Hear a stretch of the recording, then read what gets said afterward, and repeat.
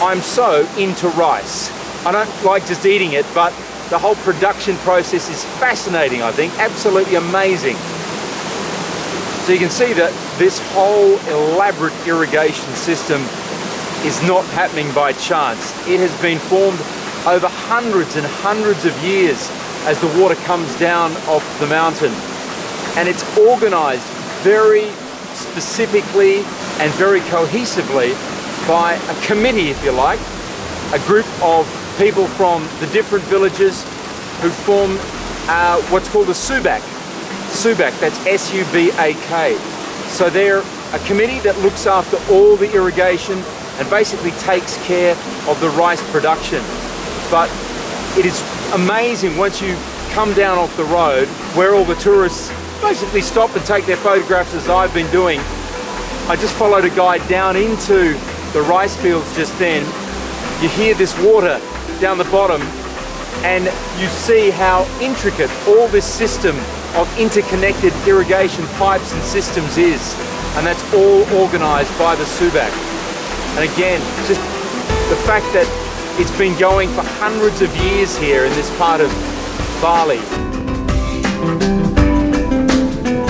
We have this image of Bali as this amazingly fertile island, which it is, but we are in the middle of the rainy season right now, and it hasn't rained at all in the last month, so they are desperately in need of rain. So that whole global warming argument is something that the Balinese people are having to wrestle with as much as anyone, because so much of their agriculture depends on this rice production up in this much cooler and usually much wetter climate.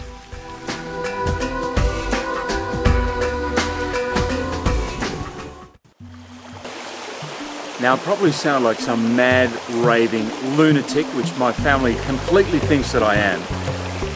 But if everyone had a chance to come to a place like this, exactly here, there is not a soul around. The background sound, as you can hear, is this natural waterfall coming down off the mountain. There is abundant bird life. There are butterflies everywhere, insects, fish. It's like some sort of Shangri-La, some kind of Valhalla. But to experience this calmness and this peace, this tranquility of this place, we run around madly in our daily lives chasing God knows what, more stress, I think. And then you come to a place like this. It's overwhelmingly beautiful and very spiritual as well. It's, I guess, communing with nature at its most pristine. This is a spot I will remember for the rest of my life. And right in the middle of it, this extraordinary temple. No wonder this temple has such spiritual value for the Balinese people.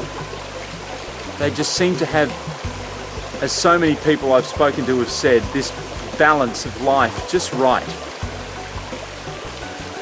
Between their religion, which they observe every day, in the most beautiful and humble kind of a way, and their work and their family life, their food. Their food is revered as well, with the rice goddess Dui Shri. But this place in particular, you kind of imagine it, what it must have been like for people first seeing this who came from Europe. No wonder they fell in love with Bali.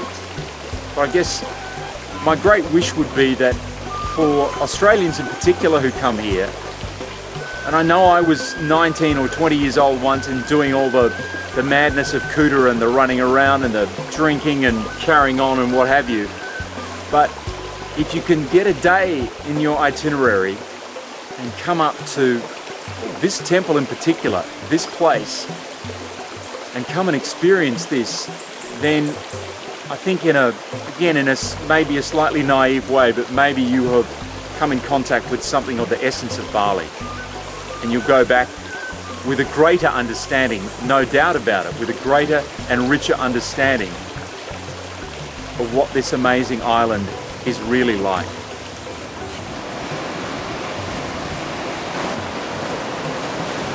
Just these dudes riding these endlessly perfect 2 and 3 foot waves, go on forever, repeat themselves like some surfing science experiment this. Oh man, 26-degree water temperature, must be 31 degrees in the air, sunset about to happen. Another horrible day in Bali.